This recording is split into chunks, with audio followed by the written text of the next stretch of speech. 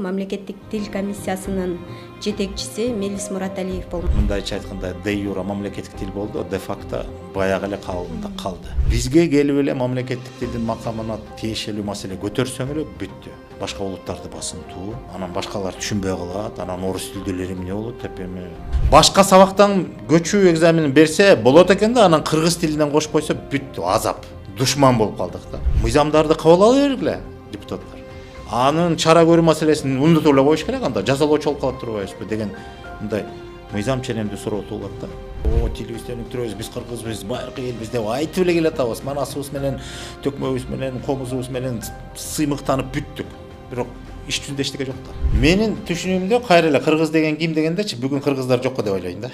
Неге?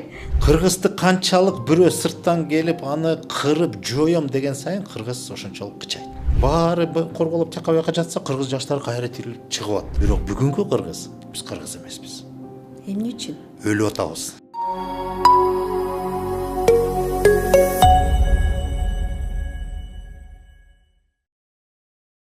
Саламатсыздарбы, урматтуу Политклиника медиасынын көрөрмандары. Бүгүн биздин көчөдө подкастыбыздын коногу мамлекеттик тил комиссиясынын жетекчиси Мелис Мураталиев болмокчу. Агай, саламатсызбы? Кош келдиңиз биздин студиябызга.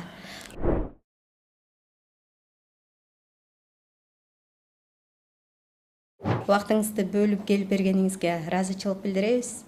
Негизи эле ушул тил боюнча бүгүн кыргыздын оңгусу боюнча, негизи эле нарк насил боюнча кеңири маектешели деп турабыз. Биринчи эле суроомду узатсам, негизи ушул сиз мамлекеттик тил комиссиясын жетектеп калдыңыз, кандайча бул жерге келип калдыңыз, эмне себеп болду сиз бул кызматка келгенге? Себепти кандай десем, күтүлбөгөн жерден болуп калды. Мен ушул суроону көп деле жактыра бербейм өзүм. Мен өзүм оюмда жок, мындай максаттуу багыттуу деле андай бир аракетим деле болгон эмес, ушул жерге келип кызмат өтөйүн деген. Болгон өзүм эле буга чейин ошо коомчулукта Бак Дөөлөт деген коомдук фондду жетектеп 20 жылдан ашыгыраак убакытта ушул кыргыздын улуттук баалуулуктарын, тарых, салт сана, ушул нарк насил маселелерин изилдеп, ушул багытта бир топ иштерди жүргүзүп, долбоорлор менен алектендик, билим берүү тармагында мектептер, мекемелер менен дагы кызматташып, анан көбүнесе эсе ошо агартуучулук жаатына акыркы мезгилде басым жасап, ошо боюнча иштеп келатканбыз. Анан болгону сунуш беришти. Ушундай деп. Анан дароо алгач менсиз күтүүсүз болгондуктан мен дароо биринчиден мындай ойлонбой туруп жок, мен ал ордун башкачараак го деп дароо макул болбой, бирок сүйлөшүп маселени түшүнгөндөн кийин анан ошентип кызматка келип калдым да. Болбосо жалпы жонунан эми баягы биз өзүбүз кыргыздын каада салт үрп адаттарын, улуттук баалуулуктарын изилдеп атканда негизи эле ошо улут маселесине келгенде алгачкы көрсөткүчтөрдүн бири бул эне тил да, улуттун өзүнүн тили. Бул жаатта деле бир топ өзүбүздүн түшүнүгүбүз, иштерибиз бар. Ошо агартуучулук жаатта да ошо тил маселесине да байланыштуу бир топ маселелерибиз бар эле. Анан балким ошондон уланбай ишилип барып мындай нугу бир эле, багыты бир эле болгону мамлекеттик кызматтагы иш катары кабылданды. Анан ошо келип эле ошентип иштеп калдым. Бирок сиз мамлекеттик кызмат катары кабыл алдыңыз, бирок ошол тилдин очогуна келип түшүп калып атпайсызбы? Анан биздин мамлекеттик тилдин деңгээли, негизи учурда абалы кандай экен? Эми ал кызматка бара электе эле абалы, жагдай кандай экени ал түшүнүктүү эле болчу. Эч мындай бир жаңылык же мындай бир билбеген нерсе болгон жок. Баары эле белгилүү шарттар болчу. Болгондо эле кызматтын өзүнүн тартиби бар.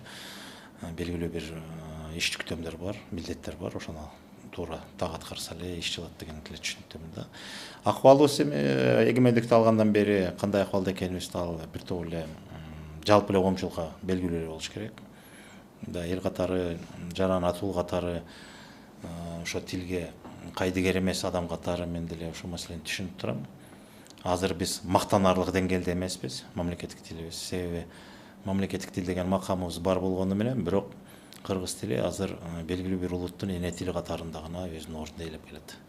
Мамлекеттик тил катары өзүнүн толук макамына тете болуш үчүн бир топ иштер бар да калды да. Буга чейин деле аракет болуп келген, бир топ эле аракеттер болуп келген, мамлекет тараптан программалар кабыл алынган, бюджеттен атайын каражаттар бөлүнгөн, иштер жүрүп атат, жаман эмес, жок эмес. Бирок кээ бир маселелерге байланыштуу ошол биздин мамлекеттик тил макамына тете жете албай атабыз. Ал эмне болгон маселелер? Кеңири токтолуп кетсеңиз. Эми алгач биринчиден себептер көп. Мен мисалы эгерде азыр баягы кызмат абалынан пайдаланып айтам десем, анда бүгүнкү учурда маселени айтышым керек, азыр өзүм кылган иштеримди айтышым керек. Ал мүмкүн кызыксыз болуптур.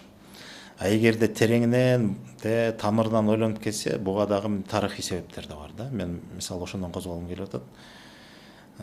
Советтер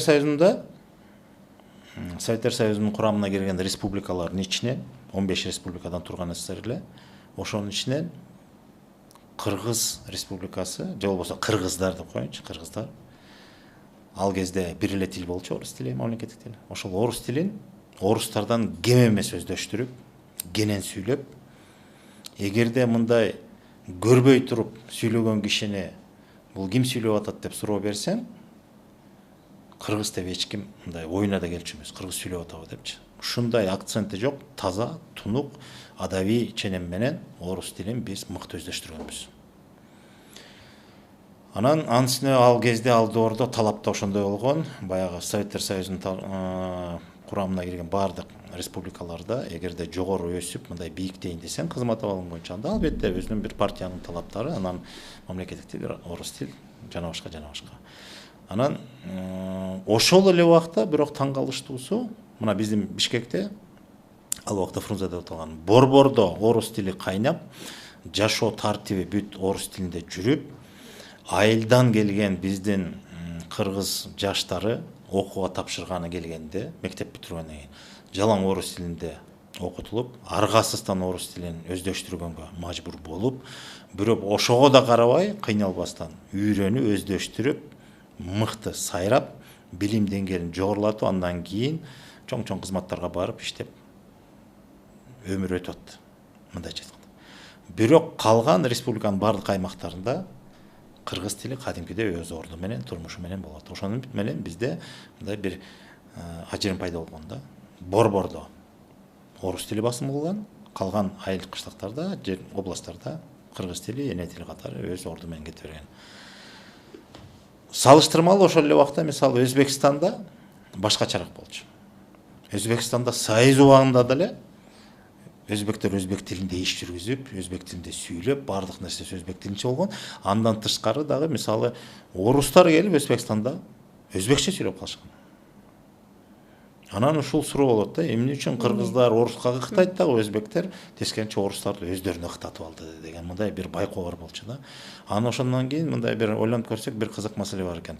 Мен муну кийин түшүндүм, себеби биз баягы көчмөн эл катары биздин жашоо адебибиз, талабыбыз, тартибибиз башкача эле, ал эми отурукташкан калдыктык башкача. Анан ошол эле коңшу өзбек менен кыргыздын мисалында бир топ айырма бар экен да. Мисалы Советтер Союзу дароо эле келген жок да, Советтер Союзу келгенге чейин падышалык Орусиянын курамына биз кирдик 19-жылында. Анан ошол эле убакта ушул жака орустун бийлиги орноп атканда биз көчмөн калк элек, өзбектер ошондой эле отурукташкан калк болчу.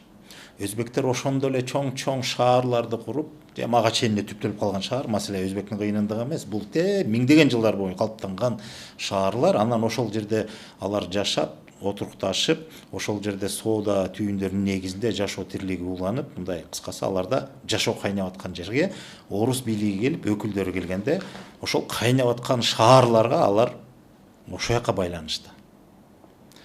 Кыргызстанга келгенде эмне болду? Орус бийлиги келди дагы, биякта шаар жок, эчтеке жок. Кыргыздар көчүп конуп жүрүп отурат дагы, анан орустар шаар кура баштады. Анан өздөрү курган шаарга өздөрү ээлик кыла баштады. Анан өздөрүнүн мыйзам талап эрежелерин орноткондон кийин, анан кыргыздар ошо шаарларга келгенде шаардын талап тартибине баш ийгенге аргасыз болгон. Ал эми Өзбекстанда тескерисинче калыптанган, кайнап аткан жашоонун нугуна орустар өздөрү ылайыктап келе баштады. Өздөрүнүн мыйзам талабы менен келгени менен, бирок негизги калк басымдуусу отурукташкан өзбек калкы болгон үчүн алар менен түздөн түз иш алып барууга аргасыз болгондуктан алар өзбек тилин өздөштүргөнгө мажбур болушту. Мына ушунда бир чоң айырма бар. Демек, биздин көчмөн калк катары отурташка маданиятты кабыл алууда биз ошол бияка эми баягы жаңы жашоо тартиби орноду, жаңы мамлекеттик түзүлүш болду, бардык нерсе жаңы коомдук түзүлүштөн баштап жашоо эреже тартип талаптарынын баары жада калса салттарга чейин өзгөрүүлөр кире баштады дагы. Анан ошого борбор эми Москва болгондуктан, Москва деген союз эмес, эми илгерки баягы падышалык Орусиянын доорунда. Ошондон тартып ошол жашоо адеби, жашоо тартиби тияктан талап кылынып бизге мажбурлангандан кийин биз ошого ыктай баштадык. Анан ошондон байкадык, эгерде ушул бийлик менен кандай алака мамиле түзсөң, анда сен андан ары жашооңду, турмушуңду улайып каласың, улап кете аласың деп. Өзбектерде андай болгон жок. Алар аныс деле жыргап эле жашап келе жаткан, отурукташып эле. Анан орустар келип ошол калыптанган нукка түштү. Биздеге болсо жок, алар орустар жаңы нерсени түптөдү, анан бизди ошого көндүрүштү. Анан биз үчүн жаңы болгон үчүн биз ага мажбур болдук. Кыргыздар көчмөн калкы катары көчмөнчүлүк маданияттын бир өзгөчөлүгү жашоого ылайыкташуу же болбосо бир нерсени өздөштүрүү мүмкүнчүлүгү жогору болот. Жаңы нерсени өздөштүрүү. Көчмөндүк турмуштун өзүнүн талабы ошондой да. Ошон үчүн кыргыздар жаңы нерсеге бат ыктайт, бат көнөт. Союз тарагында биз демократияга, бардык нерсеге Борбордук Азия элдеринин ичинен эң алгачкысы, эң ыктуусу, эң ыңгайлашканы биринчилерден болуп биз болдук. Ушул күнгө чейин биз биринчиликти бербейбиз. Бардык жагынан, демократия жагынан, укук жагынан, эмне жагынан карабагыла, бардык жагынан биз алгачкыбыз. Акча киргизгенден баштап жүрүп отуруп, мамлекетибиздин түзүлүшүн таптакыр өзгөртүп, мамлекеттик мүлктү баарын менчикке чыгарып, талаптанып дегенде, анан жеке кызыкчылыкты өздөштүрүп, бизнести жана башканын баарын өздөштүрүү жагынан биз алды болдук. Эзели соодага жолобогон кыргыз бүгүн сооданын туу чокусуна чыгып, кыргыздан өткөн мыкты соодагер болбой калды бүгүн. Биз бардык нерсени тез өздөштүрөбүз. Ошол эле учурда өзүбүздөн тамырдан келаткан асыл баалуулуктарыбызды эмнегедир артка чегинтип, экинчи, үчүнчү орунга коюп, ошондон тилибизди аксатып алдык. Жакшы, азыр жогоруда ушу кыргыздар менен өзбектердин деп мисалы жакшы келтирдиңиз да. Анан азыр деле мисалы ушул жерге мисалы жөнөкөй эле бир орус келип калса, биз баарыбыз орусча сүйлөп коебуз. Бул баягы кыргызда сөз бар. Көнгөн адат калабы, уйга жүргөн катабы дегендейчи. Биз ошондой болуп атабыз. Ошол адаттан арыла албай атабыз. Бул өткөн мезгилден, өткөн доордун талабы эле, ошол тартип эле ал жоюлду. Бүгүн биз кайра 91-жылы эгемендикти алып, мындан ары өз алдынча жашайбыз, өз алдынча саясат жүргүзөбүз деген түшүнүктү толук кандуу өзүбүзгө өздөштүрө албай калдык. Улут катары. Бул биздин кемчилигибиз. Муну моюнга алышыбыз керек. Биз ошондо эле мисалы тил маселеси ошондо так коюп эле, ошондо жөнгө салып, мындан ары мамлекеттик тил, мамлекет кыргыз тили болгон соң бардык иш кагаздары, деги эле иш кагаз эмес, негизи эле жашоо турмуш, тиричиликтин баарын ошол мисалы тилге байланыштуу нерсесин ошону толук кандуу алып кетиш керек деген ишти баштай албай койдук. Мисалы салыштырмалуу, мына ошол Советтер Союзу кургандан кийин Азербайжандар дароо өзүнүн тилин өчтү. Мен таң калганым, ал жака барсаң 35 жаштан төмөнкүлөрү жаштар орус тилин билбейт экен. Ал жерде окутулбайт, ал жерде орус тили сүйлөнбөйт, мамлекеттик тил катары, расмий тил катары колдонулбайт да, алар такыр эле орус тилин билбейт, түшүнбөйт экен. Алар же өз эне тилинде сүйлөйт, мамлекеттик тилинде, Азербайжан тилинде, же дүйнөлүк тилде, англис тилинде сүйлөйт экен.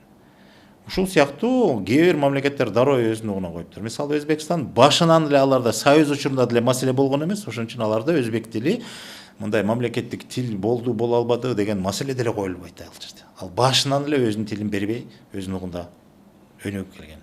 Мына биз менен Казакта маселе бар. Казактарда кыргыздар сыяктуу көчмөн калк болгон үчүн жана көрүнүшүбүз окшошураак. Орустар келип шаарларды тургузуп, борборлоштурулган бийликти, административдик бөлүнүштөрдүн баарын тургузуп уюштургандан кийин анан ошого бизди көчмөндөрдү ошого ыктатып көндүрүштү. Биз аны көнүп-көнбөй, түшүнүп-түшүнбөй, аралашып анан өздөштүрүп чекесине жүрүп отуруп анан келдик. Анан ошондо алды өздөштүрүлгөндөр кызмат жолунан жогорулап бир топ ийгиликтерге жетишип, дүйнө таанып, четке чыгып дегенде кыргызды даңазалап атын чыгарганга ушундай мүмкүнчүлүк түзүлгөнүн көргөндөн кийин кокуй анда орус тили аркылуу баары болот турбайбы деп анан союздо ошондой ыктап кеткен. Анан ошондон азыр дагы арыла албай атпайбызбы? Илгеркидей биздин тагдырыбызды чечкен Москва жок. Москва бар, бирок биздин тагдырды алар чечпейт, өзүбүз чечишибиз керек деген эгемендикке келген соң өз алдынча өнүгөлү деген маселе болуп калды. Эми бүгүнкү күнгө кайтып келсек, бул кыскача тарыхый жагы. Экинчи жагы 89-жылы мамлекеттик тил жөнүндө мыйзам кабыл алынган. Кыргыз тили мамлекеттик тил болот деп. Союздун акыркы жылдарында, 2 жылдан кийин союз тарады, 91-жылы. 89-жылы ошол мыйзамды кабыл алгандан кийин бул чоң мындай бир кайсы бир деңгээлде жетишкендик ийгилик болду. Ошондо бизде улуттук аң сезим кайра баягы 85-жылы кайра куруу, демократия, гласность деген бир уран чакырыктар менен баягы союздун эң акыркы деми менен көп нерсе өзгөрүлө баштады. Ошондо биз улуттук аң сезим козголуп, ошондо мамлекеттик тил, кыргыз тилин мамлекеттик тилге айландырыш керек деген аракеттер болуп, мыйзам кабыл алынды. Бирок тилекке каршы ошол толук кандуу андан ары жылбай койду. Ага биз жөн эле юридикалык макам бердик. Мындайча айтканда де юра мамлекеттик тил болду, де факто баягы эле кабылында калды. Бардык расмий иштер ошол эле көнгөн орус тилине кете баштады. Мисалы, мамлекеттик тил дегенде биз бүгүн дагы көбүбүз ага эне тилге карата мамиле жасагандай болуп атабыз да. Мамлекеттик тил деген бул бир элдин эне тили эмес. Мамлекеттик тил бул мамлекеттин тили. Мамлекетте канча улут жашабасын, ошол элдердин баары, улуттун өкүлдөрүнүн баары ошо бир тилде сүйлөп, бир тилде иштеп, бир тилде иш кагыздарын жүргүзүп, баардык мамлекеттин тармагында эмне болбосун, ишмердүүлүгү бүт ошол тилде жүрүш керек. Мисалы, жөнөкөй эле салыштыралы. Россияда 200-гө жакын улут этностордун өкүлдөрү жашайт. Бирок мыйзамдарынан баштап калган бардык тармактарында билим берүү, илим жааты, маданият, эмнеси болбосун, саясаты бүт баары бир эле тилде иш жүргүзүлөт.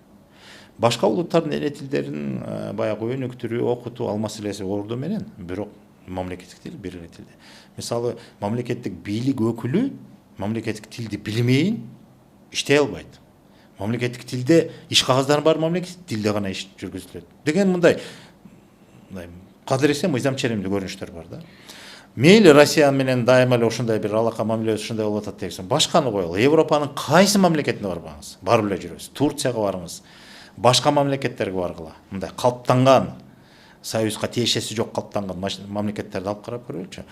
Ошол мамлекетте мамлекеттик тили кайсылык тил болсо, улуттардын көп аздыгына карабайт. Көп улуттуубу же моноулутпу мындай мамлекет аны карабайт. Иши кылып мамлекеттик тили барбы? Болду. Ошол тилде бала бакчасынан баштап билим берүү тармагы толук кандуу, илими да ошондо дагы, өндүрүшү, чарбасы баары, саясаты да бар дагы, медицинасы дагы, юриспруденциясы да бар ошол тилде жүрөт да, мыйзамдары да ошол тилде чыгарылат, иш кагаздарын баары ошол тилде жүргүзүлөт. Анан эмнегедир ошол мамлекетте башка улуттун өкүлдөрү жашаса дагы, башка мамлекеттен барып көчүп барып ошол жактын жарандыгын алса дагы эч ким талап кылбайт экен. Менин тилим кайда калат? Эмне үчүн мен ал тилди түшүнбөйм, түшүнбөсөм жашай албаймбы деп мындай суроо да туулбайт, андай ой да келбейт. Бизге келип эле мамлекеттик тилдин макамына тиешелүү маселе көтөрсөң эле бүттү. Башка улуттарды басынтуу, анан башкалар түшүнбөй калат, анан орус тилдүүлөр эмне болот деп эми биздин мамлекет Кыргыз Республикасы деп аталса, кыргыз тили мамлекеттик тил болуп аткандан кийин бул жерде мамлекеттик тил дегенден кийин демек мамлекеттин баардык тармактарында ошол кыргыз тили өзүнүн татыктуу ордун ээлеш керек. Эмне үчүн ушундай суроолор жаралып атат да, мисалы? Себеби эч ким үйрөнгүсү келбейт. Эч ким ошол тилге өткүсү келбейт.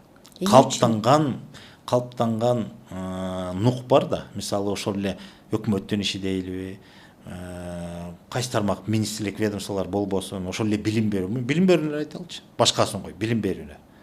Мына билим берүүдө биз мамлекеттик тилди толук камсыз албай атабыз дагы деле. Билим берүү бул чоң тармак түшүнүктүү. Билим берүү мисалы бала бакчадан башталат, мектеп, анан баягы кесиптик окуу жайлар кетет, жогорку окуу жайлар, башталгыч, орто, анан жогорку окуу жайлар кетет. Мына ошол жерде мисалы мектепте жаманбы, жакшыбы кыргызчада окутатабыз, анан аралаш, анан орус тилинде окутатабыз. Басымдуулугу мамлекеттик тилде. Мейли, анда маселе мындай бир чечилет деген деп коелучу. Бирок жогорку окуу жайына келгенде, жогорку окуу жайда бизде мисалы 30га жакын мамлекеттик окуу жайлар бар. Анан бир 50дөй жеке менчик окуу жайлар бар. Баш аягы бир 80 тегерегенде жогорку окуу жайларыбыз бар. Ар тармакта. Ошол окуу жайлардын бир 80%га жакыны же болбосо жалпы жонунан жогорку окуу жайларында 80% тегерегинде окутуунун тили орус тилинде өтөт. Расмий тилде деп коебуз да. Мамлекеттик тилде окутуу жүргүзүлөт, бирок кайсыл багыттар боюнча? Биринчиден кыргыз тили филология сөзсүз, тарых болушу мүмкүн. Анан баягы кээ бир гуманитарий багыттар, философия болушу мүмкүн. Анда дагы баарында эмес. Ушундай чакан эле тармактарда мамлекеттик тилде окутат болду. Анан баягы педагогикалык окуу жайлар, мектеп башталгыч мектептерин анан баягы предмет боюнча мугалимдер даярдаганда ошол жерде талап боюнча кыргызча окутушат. Бирок калган тармактары эми билим берүүдөн сырткары дагы эмне деген тармак бар? Ошол эле медицинадан баштайлы. Бизде бир дагы медициналык окуу жай жок, мамлекеттик тилде окуу жүргүзүлгөн. Тайпаларды ачып коет, бирок толук кандуу окутууну жүргүзө албайт. Азыр буга дагы кайтып келем. Медицина деп коелу, архитектура, курулуш, транспорт жаатында, өндүрүш жаатында, дагы эмне жаатында, айыл чарба деп коелу, юриспруденция, экономика кетип берет. Тармак боюнча бүт окуулардын баары жогорку окуулар жайында. Ошо адистикке окуйм деген балдар келип окуйт дагы, жалаң орусча окуйт дагы, анан бир кесиптин ээси болуп дипломун алат. Анан ал барып кайда барат? Мамлекеттик кызматка барат. Мамлекеттик кызматка барганда ал жерден мамлекеттик тилде иш кагаздарын жүргүзө албайт, мамлекеттик тилде өзүнүн оюн жеткире албайт, мамлекеттик тилде өзүнүн ишин жүргүзө албайт. Себеби ал мамлекеттик тилде ошол адистик боюнча эч нерсе окуган эмес. Ал башка тилде окуган. Ошол көнгөн тилинде, ыктаган тилинде ишин уланта берет. А бул жерден саясат, биз мамлекеттик тил боюнча улуттук комиссия ошол мамлекеттик кызматкерлерди мамлекеттик тил билүүсүн талап кылабыз. Ушул жерде жана мыйзам долбоору боюнча сунушталган чоң талкуу жаратпадыбы бул? Ооба. Кээ бир айрым депутаттар чыкты, мен кыргыз тилинде билбесем эмне кылайын депчи. Ушул нерселер негизи ушул мыйзам долбооруна да кеңири токтолуп кетсеңиз, сиздер эмнени сунуштап атасыздар бул мыйзам долбоорунда, анан ошол эле учурда ушул мыйзам долбоорунда жана мектептерде жыл сайын экзамен тапшырып туруш керек кыргыз тилинде деген нерсе бар экен. Бул сунуштагы ушул мындай эки ача пикирди жаратып атат да. Кээ бир мисалы өткөндө депутат Кокулов бизге эфирге келди эле, ал каршы болуп атат. Мисалы 1-класстын баласы кантип тапшырат кыргыз тилинде дейт да. Ошолор боюнча кеңири токтолуп кетсеңиз. 1-класска мектепке алууда экзамен деген маселе жок болуш керек. Ал жерде класстан класска көчүрүү боюнча экзамендер бар. Мен ошо билим берүү тармагына келгенде мындай түшүнбөстүктүү көп болуп атат да. Биринчиден билим берүүдө өзүнүн талабы боюнча, биз дил окуттук го. Мындай биздин убакта башкача эле. Биздин убакта эгерде кайсы бир сабактан 2 алып калсаң, көчпөй калып кийинки жылга калтырчу.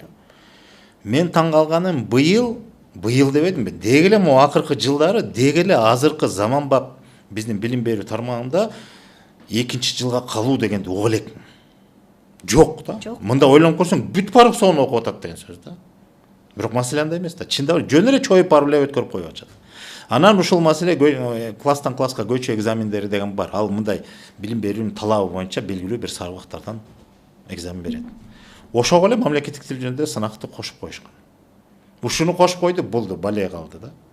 Башка сабактан көчүү экзаменин берсе болот экен да, анан кыргыз тилинен кошуп койсо бүттү, азап. Душман болуп калдык да. Чыккынчы болуп калдык. Элге каршы иштеп аткан болуп калып деп түшүнүп атышат да. Ошону эмне үчүн мен ушулардын ушундай ой жүгүрткөндө мен өзүм түшүнө албаган. Бул биринчиден.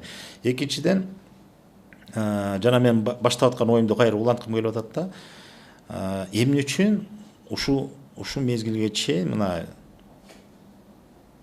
азыр айтсаң бир 36 жыл болуп калды да мамлекеттик тил мыйзамын кабыл алганы. Сентябрда 36 жыл болот. 89 жыл кабыл алабыз. Бирок ошо 35 жыл деп коёнчу. 35 жылдын аралыгында эмне үчүн ушундай мамлекеттик тил өзүнүн макамына жете алган жок? Себеби ортодон дагы бир жолу мыйзам өзгөртүлгөн 2004-жылы мамлекеттик тил жөнүндө мыйзам. Анан 23-жылы мына 3-жолу өзгөртүлүп, конституциялык деңгээлдеги мыйзам макамы берилди. Конституциялык мыйзам кабыл алынды. Ошол эле маңыз болгону башка деңгээлдеги мыйзам катары кабыл алынды, анан кээ бир талаптар күчтөндү.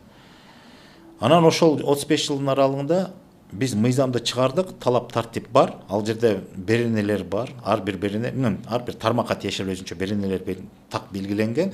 Мамлекеттик тил бул жаатта кандай болуш керек, кызматта кандай болуш керек, мамлекеттик кызматта кандай болуш керек, тейлөө жаатында кандай болуш керек, билимде кандай болуш керек, жарнамада кандай болуш керек, жана башка деген тиешелүү тармактардын баарын камтып, мамлекеттик тилдин орду, күчү, талабы бекитилген. Буга чейинки мыйзамда деле ошондой болгон. Негизинен. Бирок эң таң калыштуу нерсе, мыйзам болгон соң бул тартипти анықтайт да. Анан талапты коет. Эгерде ошол талапты аткарбай тартипти бузса, логика боюнча эмне болот деп ойлойсуз? Мына сиз өзүңүз жеке кандай деп ойлойсуз? Жоопко тартылыш керек. Жоопко тартылыш керек. Тилекке каршы мына ушул азыркы күнгө чейин мамлекеттик тил боюнча мыйзам бузулса же аткарылбаса, жоопко тартуу маселеси деле каралган эмес. Мындай тарыхта болгон эмес да. Биз ушундай кеңпейил экенбиз да. Талапты койдук. Эң кызыгы, эмне деген мыйзамдар бар? Эми тиешелүү жана талап тартипти камсызган мыйзамдар бар. Кээ бир декларативдик мыйзамдар бар, алардын жөнүндө маселе жок. Мисалы, майрам жөнүндө жана башка. Мындай кадимкидей талапты күчтөп, мындай бир тартипти орноткон мыйзамдар бар. Ошол мыйзамдар аткарылбаса же бузулса, сөзсүз түрдө анын жоопкерчилик маселесин карап, жазасы каралчу да. Мисалы, административдик жаза деп коелучу. Бул жерде эми баягы чоң жаза маселе жок. Административдик эле жаза. Эскертүү берүү, айыппул салып коюу, жөндөп коюу деген сөз да. Мына ушул болбогон үчүн мамлекеттик тил жөнүндө мыйзам ишке ашкан эмес. Себеби талап турат, мындай сурай бересиң, бирок аны эч кайсы бир адам аны аткарбай койсо же бузса, одоно бузган күндө дагы эчтеке кыла алчу. Эч ким сураган эмес. Сураган да эмес, жоопко да тарткан эмес, эчтеке болгон эмес. Себеби буга чейин бизде юриспруденцияда, бизде укук бузуулар кодекси деп бүгүн аталат, мурда административдик кодекс деп аталчу. Ошол кодексте башынан аяк карап көрсөңөр, Кыргызстанда эмне болгон мыйзамдар бар болсо, ошол мыйзамдар бузулса, аткарылбаса, анда баланча чара көрүлөт деп бүт жазылып турат. Ал жерде эркин ажыраткан өзүнчө тартиби бар да. Эми укук бузуулар бул жеңил кодекс, ал жерде жанагы көбүнесе айыппул, тиги бул менен чектеле турган жазалар. Анан ошол жерге келгенде мамлекеттик тил жөнүндө мыйзамдын бузулушу же аткарылбашы боюнча деле маселе болбоптур. Биз быйыл ошону киргиздик. Ошону сунуштап койсок мыйзам долбооруна, жазалоочу органга айланып баратасыңар деп ушундай сынга кабылдык да. Анан маселе жазалоочу органда эмес да, маселе андай болсо анда бул кодекстин жоюп салалы анда. Мыйзамдарды кабыл ала бергиле депутаттар. Анын чара көрүү маселесин унутуп эле коюш керек, анда жазалоочу болуп калып турбайбызбы деген мындай мыйзам ченемдүү суроо туулат да. Түшүнбөйт экен да ушундайды. Анан же атайын түшүнбөйбү, же түшүнгүсү келбейби, мен ал башка маселе албетте. Анан ошо мыйзам долбоорунда биз мындай болдук. 23-жылы жаңы редакциядагы конституциялык макамы бар мыйзам кабыл алынды мамлекеттик тил жөнүндө. 23-жыл, мына 2 жыл болду, июлда кабыл алынган. Биз ошол талап боюнча жаңы мыйзам кабыл алгандан кийин ошол мыйзам мамлекетте башка кайсыл тармактарга тиешелүү мыйзамдар менен чогуу иштей турган болсо, анда ошол мыйзамдарды бул жаңы кабыл алган мыйзамга ылайык келтирүү боюнча иштер жүрүш керек. Анан ошонун баарын биздин юристтер карап чыкты дагы, 18 мыйзамга өзгөртүү киргизүү боюнча бир мыйзам долбоорлорун 2 топтомун иштеп чыктык. 2 топтом дегени 7 конституциялык мыйзам, булардын макамы бөлөк. Анан 1 кодекс, 11 жөнөкөй мыйзам. Ошентип 18 мыйзамга өзгөртүү киргизүү боюнча мыйзам долбоорлорун иштеп чыгып, анан макулдашуудан өттүк, баарын нерсесинен өттүк. Анан жогорку кеңешке сунуштап өткөндө биринчи окуудан аябай чоң талкуу жаралды. Бир аз оңдоо түзөөлөр менен экинчи, үчүнчү окуудан жогорку кеңеш карап кабыл алды. Анан ал жерде башында түшүнбөстүк болуп, ушундай баягы каршы пикирлер кабыл алынбаган нерсе байкалды.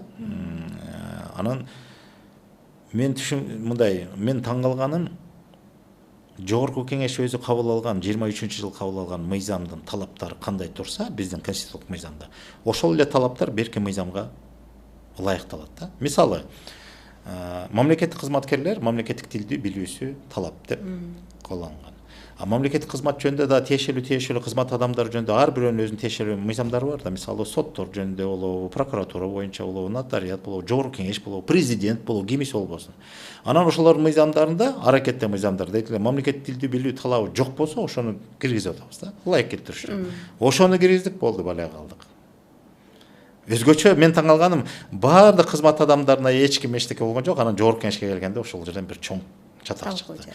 Чоң талкуу ошондо жаралды. Эмне үчүн биз мамлекеттик тилди билишибиз керек? Биз деген элдин өкүлүбүз. Мен билбей туруп деле келишимибиз керек деген пикирлер айтылды да. Анан ушул жерге кайра келгенде эле мындай бир жөнөкөй эле эл аралык тажрыйбага деле таянып көрөлүчү.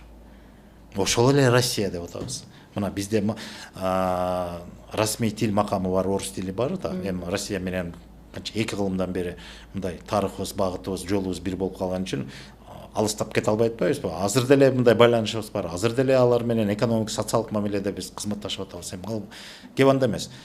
Жаман көрүүдө дагы эмес. Мен жөн эле салыштыралы. Ошол эмне үчүн Россияда мыйзам чыгаруу органына Россиянын мамлекеттик тилин билбеген бир адам келип иштей алабы деген бир суроону берип көрдүбү бирөө? Мындай акылга сыйбаган нерсе да. Россия мамлекетинин мыйзамын чыгараткан жерлерге кантип анан орус тилин билбеген адам барсын? Болбойт да. А Россияда эмне деген улут жашайт? Кайра эле кайтып 200-ге жакын улуттун өкүлдөрү жашайт. Ошончо да мамлекеттик тил мыйзамы бар аларда. Алардын башка мыйзамы кандай көрсөтүлсө, ошонун талап эрежеси боюнча бул нерсе мындай эч ким талдоого албайт, каршы да болбойт, суроо да жаратпайт. Бизге келгенде эле суроо. Ушундай эле нерсе башка мамлекеттерде өздөрүнүн мамлекеттик тили болуп турса, анан ошо мыйзам чыгаруу бул баягы бийликтин 3 бутагы бар да. Бир бутагы, бул эң чоң бутактын бири да мыйзам чыгаруу. Мыйзамга жараша калган иш жүрөт. Анан ошол мыйзам чыгаруу бийлигине бара турган адам ошол кайсы мамлекет болбосун, ошол мамлекеттик тилин билбесе, кантип мыйзам жазат? Сиз ушундай пикирлерди кандай кабыл алдыңыз? Мисалы, кыргыз болуп туруп, өзү мамлекеттик кызматта иштеп атат, бутагында ошол мыйзам чыгаруу эң башка, Анан мен кыргыз тилин билүүгө милдеттүү эмесмин. Ошол түшүнбөстүктөр ошондон болду да. Ошондой пикирлер айтылды, бирок эми биз өзүбүздүн ишибизди тууралап барып сунуштадык, андан калгандарын депутаттар өздөрү чечишти. Бирөө каршы болду, бирөө макул болду дегендей. Бирок ошону жалпы элге түшүндүрүү биздин милдетибиз да.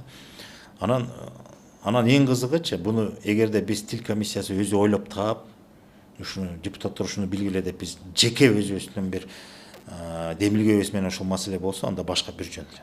Болбосо кабыл алынган мыйзам, өздөрү кабыл алган мыйзамда кайра өздөрү каршы чыгып атат да. Эгер анчалык эле туура эмес болсо, эмне үчүн 2 жыл мурда өздөрү эле аны ошол жерден эле алып салган жок? Конституциялык мыйзамда жазылып калдыбы, Жогорку Кеңештин депутаттары мамлекеттик тилди билүүгө тийиш деп. Анда ошол Жогорку Кеңешке баягы шайлана турган шайлоо кодекси боюнча Жогорку Кеңешке депутаттардын ошол жеринде талаптарын ошону киргизип атабыз да. Экөө мындай бири-бирине каршы болбосун деген эле сөз. Эгерде андай түшүнүк болсо, анда чак эле 2 жыл мурун анда аны киргизбей эле коюш керек болчу. Бирок өздөрү киришкен. Анан кайра биз ошону тууралап келсек, кайра ошону кабыл албаганы мен үчүн аябай мындай түшүнүксүз бир кызык маселе болду да. Бирок аягында эми түшүнүп кабыл алышты. Мен баары дебейин, айрым депутаттар эле гана мунун пикирлерин мындай каршы пикирин билдиришти, бирок негизинен депутаттар колдоп беришти. Анан ошол талаш жараткан ошол эле нерселер болду негизинен. Ушул талап коюлуп атпайбы? Мамлекеттик кызматкер кыргыз тилин билүүгө милдеттүү деп, Анан кандай жоопко тартылат эгер билбесе? Кандай чаралар, кандай негизде ишке ашат? Сиз жогоруда айтпадыңызбы ушул?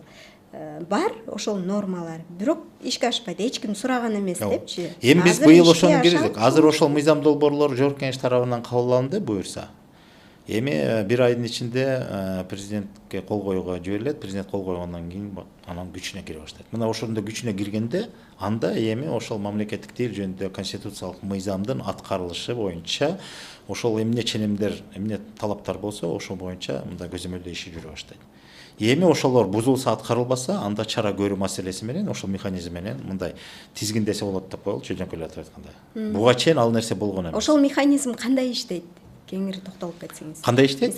Укук бузуулар кодекси боюнча ошол мамлекеттик тил жөнүндө мыйзам эгер бузулса, алгач эскертүү берилет. Анан башында биз эскертүүсү жок эле дароо эле ушундай чара көрүү маселесин жазганбыз. Анан ошону аябай катуу кабыл алышып, жок мындай болбойт, тил билбесе анан айып пул төлөйбү деп ушундай бир суроолорду беришти. Биз сунуштаган мыйзам долбоордо так эле дааны жазганбыз. Мамлекеттик тил боюнча тил мыйзамы бузулса деп коюп атабыз. Анан ошондо жеке, анан юридикалык жактарга деп коелучу, белгилүү өлчөмдө айып пул салынат. Анан ошондо атайын эскертүү деп туруп, мындай 2 пункттан кийин 3-чү пункт катары эскертүү деп киргизип койдук да, ал жерде жазып атабыз. Тил билүү боюнча талаптар бул бирине жайылтылбайт.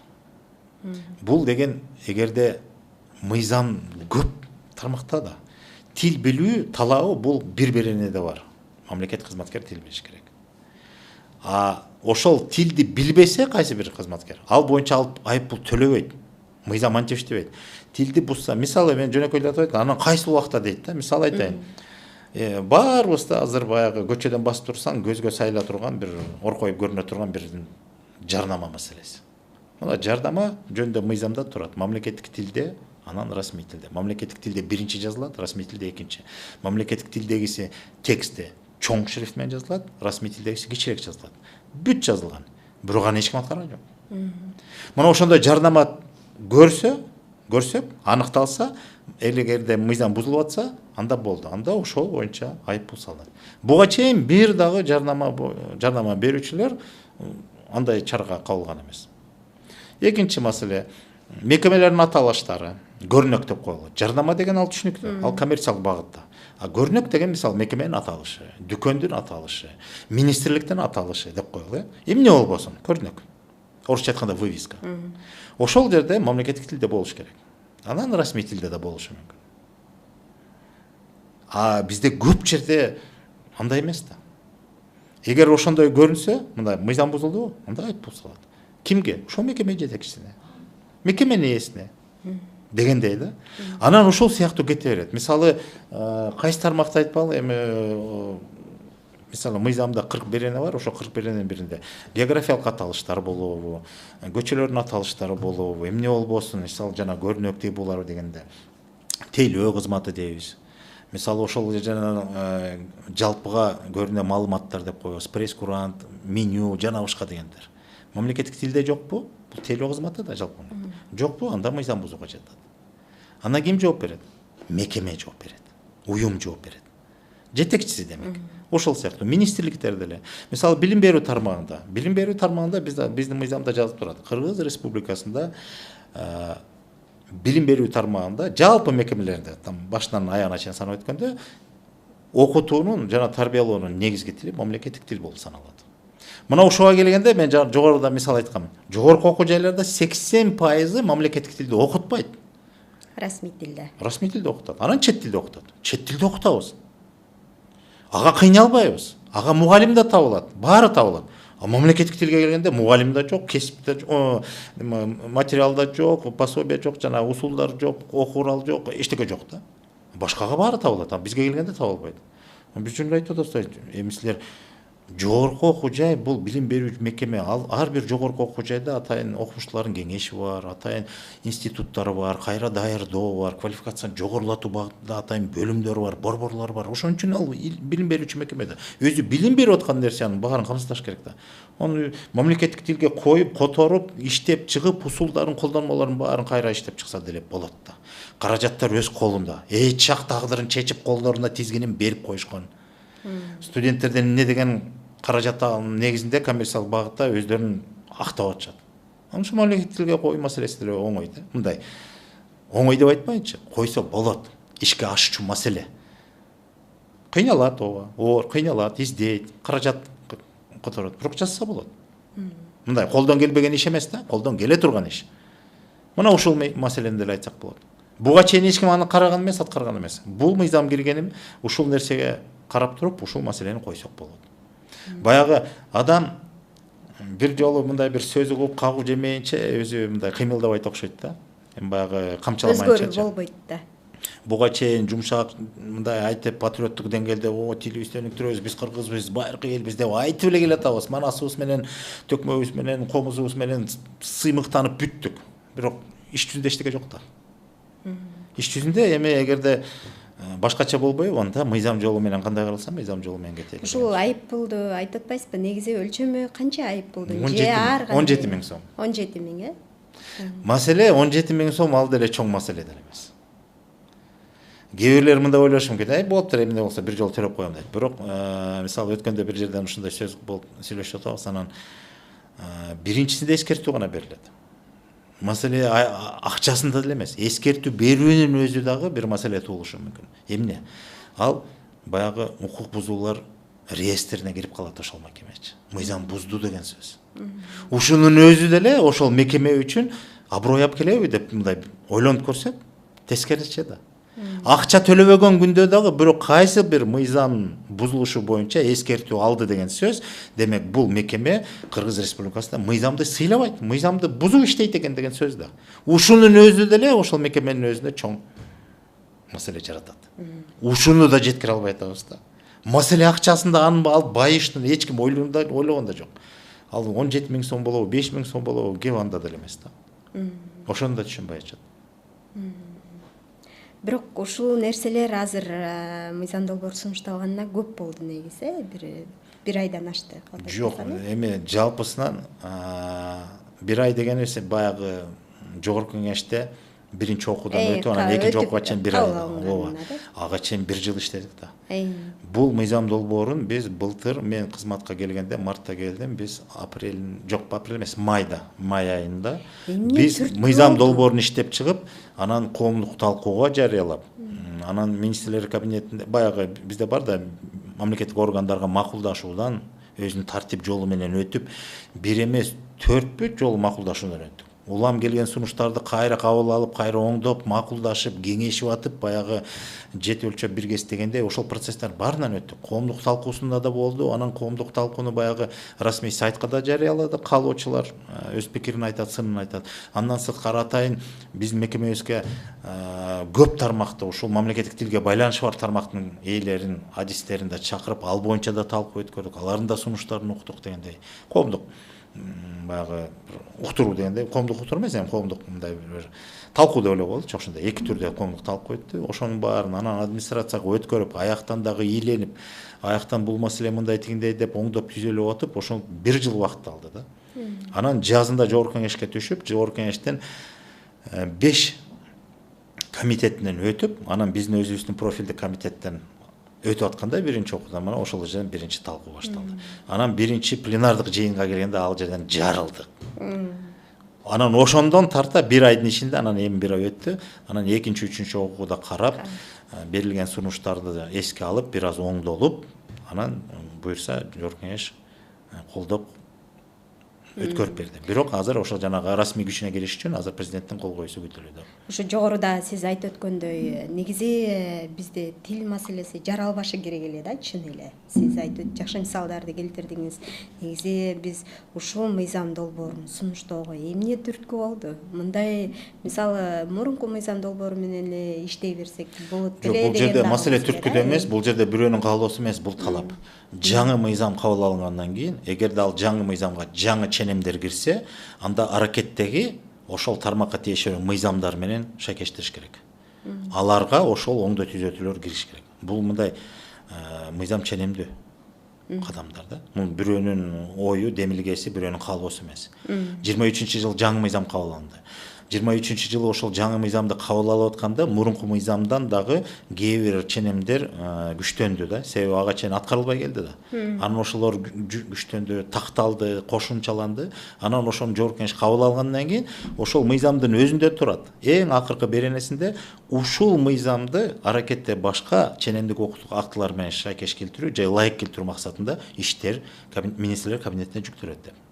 А биз аткаруу органы болгондуктан биз ошонун баарын иштеп чыктык дагы, анан министрлер кабинетинин төрагасынын аты менен анан жогорку кеңешке сунушталды. Бул процедура ошондой да. Бул каалайбызбы, каалабайбызбы мындан өтүшүбүз керек болчу. Болгону кечирээк болуп калды, себеби 23-жыл кабыл алынгандан кийин, эми кеч деле эмес, эми ошол эле жылы башталса болмок, бирок 24-жыл башталып калды. Жарым жылча туруп калдык да, эми баягы биринчи мыйзам кабыл алынды, анан түшүндүк, тигиндей мындай болдук, анан эми азыр буюрса мындай ишке ашууда. Жакшы, сиз ошо жогоруда айтпадыңызбы, жана Өзбекстанда, кайсы жакта дедиңиз, 35 жашка чейин жаштар, Азербайжанда орус тилин билбейт дедиңиз. А бизде болсо ушул жаштардын кыргыз тилин баалоо кандай болуп атат негизи жаштар арасында? Бизде тескерисинче жаштарыбыз кыргыз тилин жакшы билбейт. Же болбосо мындай билет, кандай десем, биздин, мисалы, мен дагы бир айтарым, тилекке каршы акыркы мезгилде мындай байкалып атат да, жаштарыбыз тилди мындай тиричилик деңгээлдеги каражат катары гана колдонуп атышат. Жана мамлекеттик деңгээлде илимдин, билимдин тили, мындай бир кесиптин тили катары колдонулбай атпайбы? Мына ошол бизди өкүндүрүп атат да. Ошол ойдон калып калбаш үчүн биз жанагы нерсени күчтөп атабыз. Эми мамлекеттик кызматкер болом десең, мамлекеттик тилди билишиң талап деп мыйзамга кирип атабы? эми каалайсың каалабайсың үйрөнүшүң керек. Мында мурда жок болчу. Мурда кандай болчу? Мыйзам бар болчу. Мамлекеттик тилди билиш керек болчу. Бирок аны эч ким караган эмес, аткарган эмес. Себеби аны бузсаң да аткарбасаң да эч чарасы болгон эмес. Демек билесиң билбейсиң иштей берчи деген сөз болчу да. Азыр эми андай болбойт. Азыр эми мында милдеттүү түрдө азыр жаңы мамлекеттик кызматка жаңы кирип аткан адам болсо, ал жерде мамлекеттик кызматка алуунун тартибинде талабында жазылып турат. Мисалы, жогорку окуу жайын боюнча бүтүргөн же болбосо кайсы кесиптен диплом болуш керек, билимдүү болуш керек. Анан мындай болуш керек, тигиндей болуш керек. Анан кээ бир кызмат орундарына талап коет. 5 жыл, 3 жыл стаж болуш керек, мынча жыл иштеген, тажрыйба болуш керек деген сөз. Анан ошол мамлекеттик тилди билүү деңгээли талап турат. Аны жөн эле мамлекеттик тилди кантип тастыктайт? Аны жанагы атайын кыргыз тесттин сынагынан өтүп, мамлекеттик тилди баланча деңгээлде билет деген күбөлүктү алып, ошону тапшырасың, ошондо сени мамлекеттик кызматка алат. Анысы жок, алынбайсың. Жогорку деңгээлде билиш керекпи? Маселе жогорку деңгээлде эмес, жок. Ал боюнча дагы бир нерсе мында толуктап коеюн. Көптөрү түшүнбөйт, эмне кандай болуш керек деп. Эң кызыгы мына 2017 жылы бизде токтом чыккан экен, өкмөттүн токтому ал кезде. 19 жылдан баштап ал талап боюнча, 2019 талап боюнча мамлекеттик кызматкерлердин баары B2 деңгээлинде кыргыз тилин билиш керек эле. B2 деген B2 эмес, C1 деңгээлде. Өтө бийик деңгээл. Эң жогору деңгээл. Эң жогору, андан бир жогору. 19 жылдан бери биз бүт мамлекеттик муниципал кызматкерлер C1 деңгээлде билиш керек эле. Саналуу гана киши чыгат азыр текшерсе. Анчалык билбейт. 19 жылдан бери 6 жыл өттү. Эчтеке болгон жокпуз. Себеби кайра эле баягы маселе. Талап чыга берет, бирок аны жоопкерчилигин эч ким текшербейт да. Эми биз бул мыйзам долбоорун жанагынтип өз күчүнө киргизип атабыз да буюрса. Жана талабын да коюп атабыз, анан тиги камчысын да коелучу, тиги укук бузуулар кодексине бири-бирине кошуп атабыз. Бирок азыркы жагдайды түшүнүү менен ушундай мамиле кылып, анан биз быйылкы жылды башында министрлер кабинетинен тарабынан атайын жаңы токтом кабыл алдырдык, тил билүү деңгээлдерин аныктоо боюнча. Ал жерде биз убакытты бир аз чойдук, анан деңгээлин бир аз түшүрдүк. Себеби баарын биз билип турабыз. Мамлекеттик муниципал кызматта мынча адам C1 деңгээлде эч ким билбей калат. Биз бул жылдан баштап B1, анан 27 жылдан баштап B2 деңгээлин коюп атабыз. Бир топ жеңилдеттик. Акырындык менен. Анан жана бул мамлекеттик муниципалдык кызматкерлер. Ал эми жана бюджеттик мекемеде иштегендер, мисалы билим берүү тармагында мугалим, анан баягы саламаттык сактоодогу дарыгерлердин баары көп да булардын масса. Буларга андан төмөн түшүрүп атабыз деңгээлин. Этностук азчылыктарга андан да төмөн түшүрүп атабыз. Демек шарт да түзүлүп атат да, жөн эле күчкө салып эле сен бил эмес, убактында берип атабыз, мөөнөтүн чөйүп атабыз, деңгээлин түшүрүп атабыз, ылайыктуу. Анан мөөнөт өткөн сайын деңгээл көтөрүлүп турат. Анан ошолорго да шарт түзүү боюнча баардык мекеме жетекчилеринде ошондой талап коюлуп атат. Эгер учурда кызматта иштеп аткан же кызмат өтөп аткан аракетте кызматкерлер болсо, алар тилди билбесе, мамлекеттик тилди билбесе, анда аларга шарт түзгүлө. Окуткула шартын, убактысын бөлүп бергиле деп. Демек шарт түзүү жагында камдап атабыз. Буга чейин андай эмес болчу, билсин болду. Демек мындай жөн эле талап тартипти күчтөй бербей, биз ошого дагы ылайыктуу шарт түзүп, баягы түшүнүү менен мамиле кылып, ошондой бир жолдорду сунуштап атабыз. Андан сырткары, мисалы, мына биз мыйзамдан чыгып кете албай атпайбызбы жантан бери. Бизге жогорку кеңештен дагы көп нерсе ушундай, ушул мыйзам талкууга алып атканда сындар көп айтылды да. Мына комиссия силер мыйзам эле талап тартип деп атып эле мындай бир камчылап эле жатасыңар, бизди башкарып эле өкүм сүйлөп эле. Ошол тилди үйрөткөнгө бир шарт түздүңөрбү деп суроо беришти да. Анан албетте бир жактуу эле кетпей, бир эле мыйзам менен баарын чечебиз дегенден биз алыспыз. Мыйзам өзүнүн жол талабы менен кетет. Бирок андан сырткары комиссия тарабынан бир топ жылдан бери ошо азыркы учурда замандын талабына ылайык ошо мамлекеттик тилди же болбосо кыргыз тилин үйрөтүүгө болгон бир азыркы замандын куралдары дейбизби, колдонмолорун бизде колдонушубуз керек деп. Анан мына акыркы 2 жылда биздин иштеп чыккан кээ бир продуктылар жөнүндө сөз кылайынчы. Мисалы бизде тил боюнча улуттук комиссия, мамлекеттик тил боюнча улуттук комиссия, мамлекеттик тилди өнүктүрүү боюнча мамлекеттик программа бар. Ошонун алкагында иштейбиз. Бюджеттен каражат бөлүнөт. Программа иштелгенде ар тармак мамлекеттик органдар менен макулдашылат. Баягы жөн эле бирөө каалоо менен эмес, кадимкидей өкмөттүн макулдашуудан өтүп, талкууланып, ийленип, анан бекитилет дагы, ага каражат, белгилүү өлчөмдө каражат бөлүнөт дагы, анан ошол иш чаралар планы түзүлүп, ошонун негизинде иш кылабыз. Анан азыркы мына өзгөчө акыркы 5 жылда жалпы дүйнөлүк өнүгүү жолунда бизде санаа иптештирүү бул биринчи орунга чыкты. Бардык нерсе санаа иптештирилип атат. Экинчиден мына акыркы мезгилде жасалма интеллект деген күчтүү болуп атат. Анан баягы кагаз жүзүндөгү бардык иш кагаздардан ошо санаа ипке электрондоштуруп өтүп атабыз. Ошол жагын эске алуу менен биз бир нече продукталар иштеп чыктык ушул жакта санаа иптештирүү жаатында. Алгач ошол кандай десем, мындай десем, мына бир ай болду элек жакында биз айтил акыл ачкычы деген улуттук платформаны жалпы колдонууга баягы ачыктадык, же болбосо таанатын өткөрдүк. Бул кадимки эле сайт 3w chekit.itil.kg деген. Ушу каалаган жаран, дүйнөнүн каалаган жеринен ушул сайтка кирет. Ал жерде негизинен 6 программдык камсыздоо бар. Анан ошол 6 программдык камсыздоолор бул биздин улуттук комиссия тарабынан 4-5 жылдан бери иштеп аткан эмгегибиз. Эң алгачкылары мында 22-23 жылдан бери келаткан бул жанагы стандарттуу талаптар, жасалма интеллекттин негизинде иштелген. Бул үндү текстке айландыруу, текстти үнгө айландыруу. Мындай программдык камсыздоолор дүйнөдө 10-15 жыл мурда эле бар болчу. Бирок кыргыз тилинде жок болчу. Себеби кыргыздын кээ бир тыбыштарын, тамгаларын тааныбайт эле да. Же тамгасын тааныбайт, өбүн, же болбосо фонемасын да тааныбайт да. Эгерде үндү текстке айландырсаң айландырбайт, же болбосо текстти берсең анда үнгө айландырбайт. Себеби ошол тамгаларды таануучу эмес. Анан ошонун баарын эске алуу менен ошол программалык камсыздоолор иштелип чыккан. Мурун эле иштелип чыккан, бирок колдонууда жок болчу. Ал себеп баягы улам кадам менен жасалат. Андан сырткары жасалма интеллектке негиз боло турган эки программалык камсыздоо бар. Бул семантикалык анализ менен тексттерин генерация талдоосу деген. Бул кадимки жанагы жасалма интеллект кандай текст болбосун ошонун баарын түшүнүп, үйрөнүп, мааниси, мазмуну эмне экенин түшүнө турган бул чоң программа камсыздоо. Бул мындай аны продукт катарында көрсөтпөйбүз, бирок ошол эки программанын негизинде биз анан жана чатты иштеп чыктык, чат-бот деп коелучу. Бүгүнкү күндө баары дүйнө жүзүндө баары мындай эң жигердүү колдонуп аткан ChatGPT деген бар. Анан дагы бир 2-3 компанияныкы бар дүйнөлүк. Мына ошол сыяктуу биздин өзүбүздүн Кыргыздын улуттук платформада жайгашкан ошондой чат-ботубуз бар. Айтил чат деп койдук. Ал жерде кандай суроо бербеңиз, ошол кыргызга тиешелүү, кыргыз тилиндеги маалымат, дүйнөлүк маалыматтар да болот, бирок негизинен кыргыз тилинде, негизгиси кыргыз тилинде. Былтыр жылдын аягы менен бүтүргөнбүз 4-үнчү программалык камсыздообуз бул котормо кызматы. Бул кадимки баягы Google Translate же болбосо Яндекс переводчик деп биз буга чейин кыргызга башка тилден кыргыз тилине которуу же кыргыздан башка тилге которууга келгенде биз ушул котормолорду кызматын колдончубуз. Быйыл болсо былтырдын аягы, быйыл жыл башы менен анын таанытын өткөрдүк. Кыргыз котормо кызматын иштеп чыктык.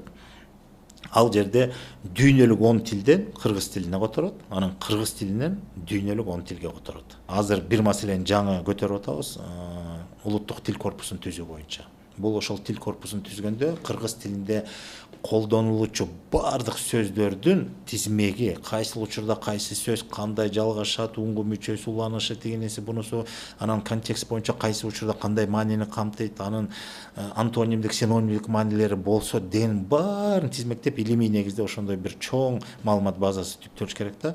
Ошол дүйнө элдеринде, алдыңкы мамлекеттерде бул тил корпустары негизинде жасалма интеллект иштеп, каалаган суроого так жооп берип атпайбы? Биздики азыр ошол улуттук корпус иштелдик, бирок ал иштелбесе дагы болгон маалыматтын негизинде дагы бир топ маселе жылыш болду ал дагы. Эми ушул маселе улуттук корпусу тизилсе, иштелип чыкса тил корпусу, анда кындыксыз иштеп баштайт.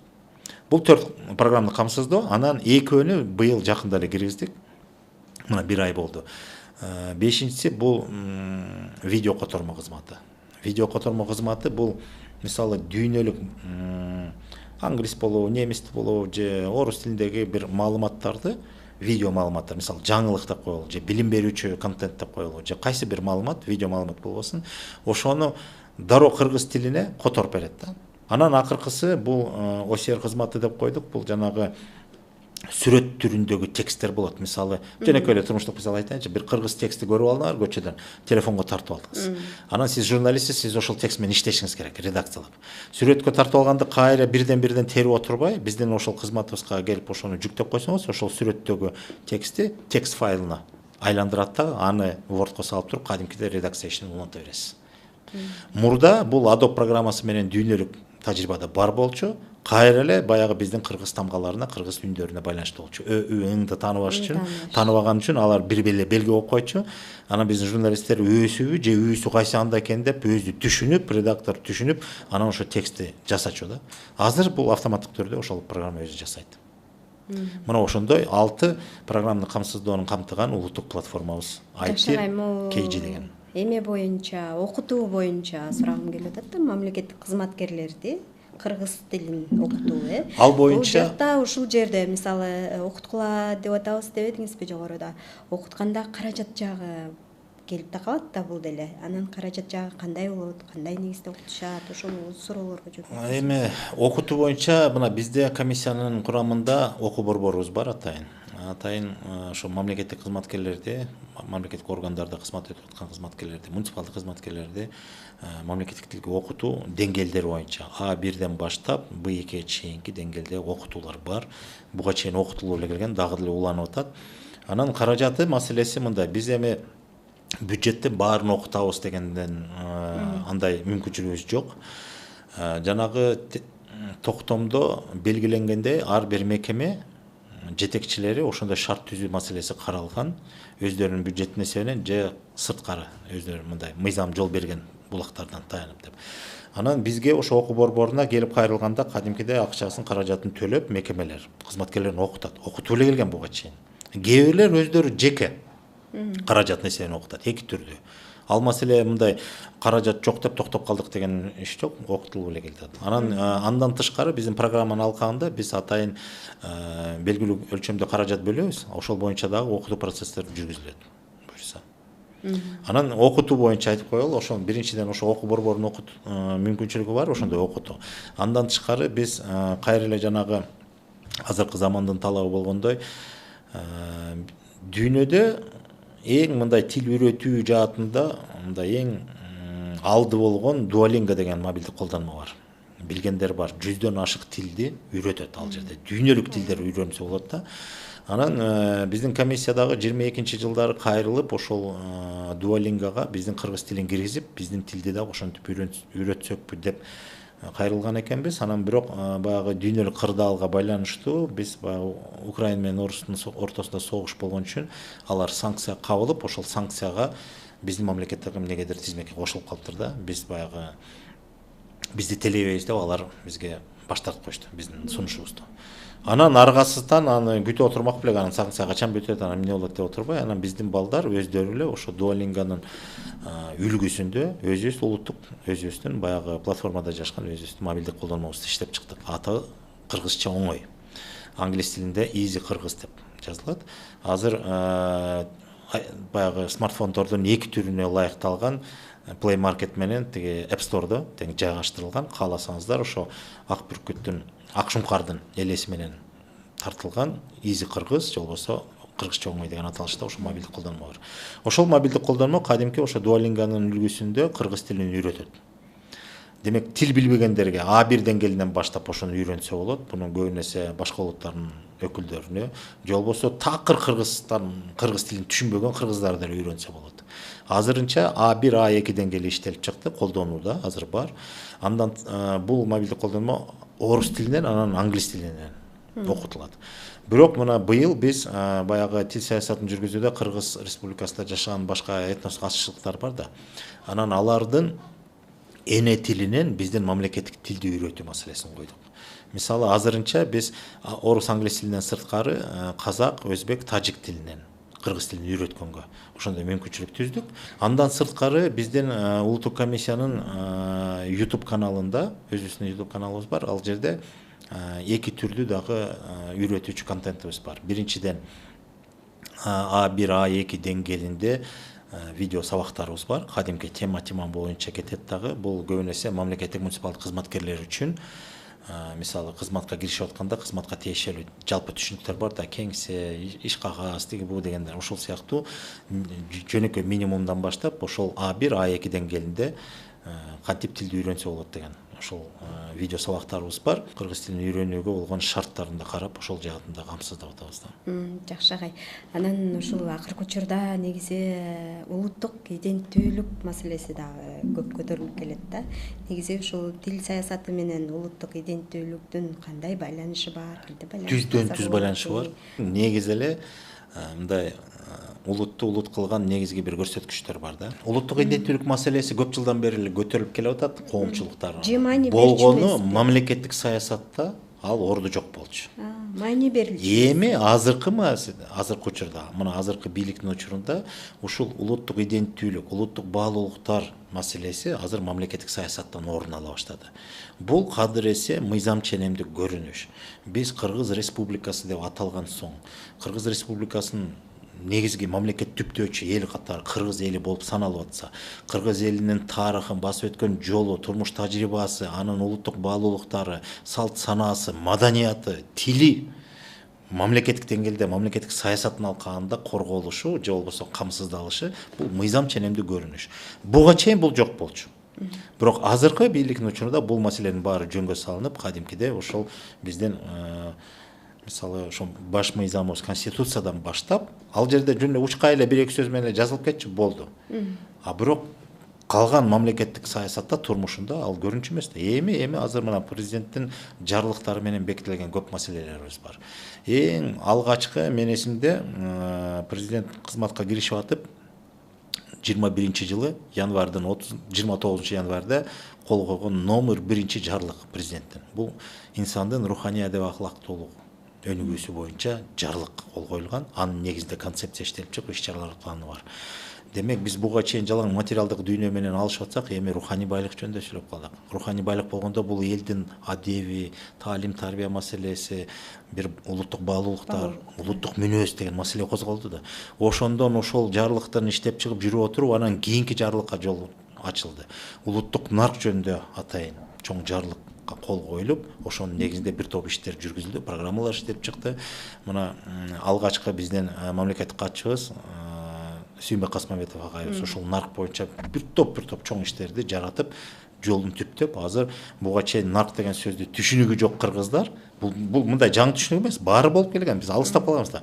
Кайра калыбына келтирип, элдин аң сезиминде мындай бир кабыл алдырып койду. Нарк деген ошол турбайбы, улуттун наркы. Жаштар арасында да ушул нерсе кандай болуп атат сиздин байкаганыңызда? Жаштар арасында буга дагы көңүл бөлүнүп, түшүнүү пайда боло баштады. Буга чейин мындай турбайбы, биз билген эмеспиз. Эч ким окутпаса, эч ким үйрөтпөсө, биз башка элдин салт баалуулуктарын, наркын окуп атпайбызбы? Эмне үчүн өзүбүздүкүн окубайбыз деген суроолор коюла баштады жаштардан. Жакшы мындай бир шаандар пайда болуп атат, жакшы мындай кызыгуулар пайда болуп атат. Анан жүрүп мына акырында президент акыркы жарлыгы менен, акыркы деп эми ушул жаатта идеологиялык бир чоң документке кол коюлду. Улуттук дем, дүйнөлүк бийиктик деген уңгу жол. Орусчасын айтканда бул доктрина да. Мына ошолго кол коюлду да, бекитилди. Түшүнгөн кишиге бул мына биз эгемендикти алгандан бери өзүбүздүн улут болуп, эл катары түптөр буга чейин канча мамлекет куруп, ошол турмуштук тажрыйбабыздын баарын эске алуу менен кийинки өнүгүү жолубуз кандай болот деген маселеге биз эми келдик. Ошону документтештирип, идеологиялык доктрина катары кабыл алып, эми ушунда могул нерселерге басым кылыш керек, мындай болуш керек, тиндей болуш керек деген. Мына ушул документтерде албетте мамлекеттик тил, же болбосо кыргыз тили өзүнүн ордун ээлеп келет. Ошол улуттук иденттүүлүк жаатында андан тышкары баса кыргыз жараны деген да концепция кабыл алынган. Кыргыз жараны деген концепцияны алкаганда жалпы азыр бизде саясатта эмне болуп атат? Кыргыз Республикасында жашаган баардык жарандар кыргыз жараны. Кыргыз деген республиканы атты да, демек кыргыз жараны. Башка улуттар кыргыз болуп улутка кирип кетүү маселеси эмес. Мисалы өзбек улутундагы же орус улутундагы адам ал кыргыз жараны деген ошо Кыргыз Республикасынын жараны деген сөз да. Ошондой тенденциямен кетип атат. Бирок ошол концепцияда дагы Кыргыз Республикасында жаран болуп биякта эсептелесиңби? Мамлекеттик тилди билип, ал дагы мындай бир артыкчылыктын бири. Себеби мамлекеттик тил биздин мамлекетте жашаган баардык жарандардын ортосунда негизги байланыштын тили катары ошол концепцияда кабыл алынган. мыйзамыбыз деле ошону айтылып турат. Бар да бүт нерсе ошого келип атат да. Демек улуттук иденттүүлүккө келгенде алгачкы көрсөткүчтөрдүн бири тил экени бул талашсыз нерсе.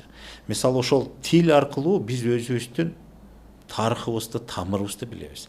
Тил аркылуу биз өзүбүздүн мисалы ооз-эки чыгармачылык фольклор деп атпайбызбы, ошонун менен келаткан эмне деген турмуштук билим тажрыйбабызды ошо тил аркылуу биз кайра өзүбүздү байыта алабыз, же болбосо тааный алабыз. Унутпай ошону улап кете алабыз. Тил болбосо ошонун баарын унутуп калсак, анда биз баягы өткөнүн билбеген келечекке жол таппайт деп макалда айткандай, биз ошондой бир туңгуюкка кептелген, жолду билбеген, бир тамтын баскан баладай болуп калабыз да. Ошон үчүн тил бул улуттук иденттүүлүктүн негизги куралы. Өзү тил жашоо куралы болсо, улуттук иденттүүлүккө келгенде бул ачкычы да. Тамырынан азык ала турган негизги курал. Мен ошондой деп түшүнөм кыскача. Тил аркылуу демек биз өзүбүздү тааныйт экенбиз. Албетте. Мен ушуну мындай деп айтам да. Тилдин байлыгы эмне менен аныкталат? Мындай суроо коелучу. Сөздүн көптүгү менен. Сөз. Тил деген сөз да. Сөзүң көппү, анда тилиң бай экен. Сөзүң жардыбы, жокпу сөзүң, азбы, анда сен тилиң деле чабал экен деген сөз да. Эми жөнөкөй эле мындай салыштырмалуу мындай бир мисал айтып коелу да. Ар бир тилдин өзүнүн бир төл сөздөрү бар. Төл деген сөз, эми ошол мисал кыргыз тилинин төл сөз деген кыргыз эли өзү жараткан сөз. Анан кабыл алынган сөздөр бар сырттан, ал башка нерсе. Мен мисалы акыркы мезгилде көп эле жылдан бери айтып атам, бирок бир-эки жерге да баса белгилеп айттым. Мисалы бизде кээ бир сөздөр бар, башка тилде андай сөз эмес, түшүнүк да жок. Ошол эле айкөл деген сөздү биз баарыбыз билебиз. Айкөл, манас деп айтып беребиз. Айкөл деген сөздүн башка тилде сөзмө сөз анын которуу мүмкүн эмес, андай сөз жок. Сөз дейин десең, анда түшүнүккө келели деп, түшүнүккө келгенде дагы бүгүнкү кыргыз түшүнүктү дагы билбей калды да, негизи. Билгенден кийин анан башка элде ошондой түшүнүк барбы деп сурап көрсөң, жок экени анык да. Таң калыштуу нерсе. Айкөлдү биз эмне деп, эми этимологиясына токтолбой эле коеюн мен. Мен мындай түшүнүк катары талдап көрөйүн. Айкөл деген сөз бул адамга таандык болгон асыл сапаттардын төптүгү. Бир адамда ошондой адамга таандык болгон эмне асыл сапаттар болсо, ошол бир адамга келип төп келсе, анда бул айкөл.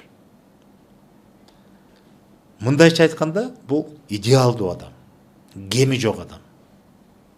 Биз жашоодо азыркы заманда биз билебиз, психологияны окуп атабыз, илимди окуп атабыз, эмнени гана окуган жокпуз. Кеми жок адам жок да. Адам сөзсүз түрдө бир кемчилиги болот деп айтып атабыз. Демек, адамга таандык болгон баардык асыл сапаттардын топтому болушу мүмкүн эмес. Дүйнө ошентип айтып атат. Болбойт андай. Адам сөзсүз түрдө бир кемчилиги бар. Бир жамандыгы бар да.